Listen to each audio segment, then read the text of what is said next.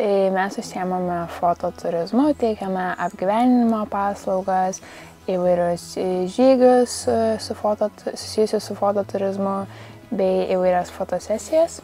Fototurizmo paslaugoje mes esame realiai tai vieninteliai ir inovatyvūs Lietuvoje, nes turime visą paslaugą, kuri vadinasi turizmo iki tekstūros. Tam tikrų momentų, kada turistai pas mumis fotografuoja jiem patinkančius objektus Kauno rajone, mes juos įamžinam, galima tai pasakyti, maikutėse, fotoknygose, darome kalendorius ir mūsų vienas iš pagrindinių fokusų yra skatinti turizmą Kauno rajone ir tuo pačiu turėti, nors daugelis turi telefonus, bet dažniausiai mes tuos visus kadrus pamirštame ir juos kažkur tai paslepiame, dingsta telefonai ir jų nebelieka.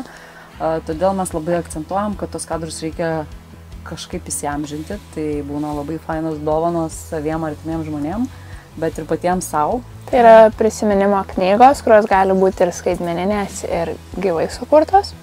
Jeigu taip iš tikrųjų, tai visas apskritai projektas yra susijęs su tuo, kad turėtumėm gerą laiką, gerą vaibą, žmonių kolektyvas, kuris gali atvažiuoti ir patirti nuotykį nuo Kauno rajono vienos dalies iki Kauno rajono kitos dalies ir tame pačiame turėti išliekamąją vertę, tai yra kažką tokio, kas jiem yra patinkama pagal mūsų pasiūlomą tinklelį ir jie tiesiog tą išsirenka. Mes labai daug apskritai sužinojame ne apie kitus, nes kaip ir apie šeimos narius, bet ir apskritai apie tai, kad jeigu tu planavai vieną, pasikeitė galbūt kažkas, tai 80%, kažkas 50% kita linkme ir tu supranti, kad mes vis galim daugiau ir daugiau. Kada nedarai, reiškia, nieko nepasieks ir nieko nebus.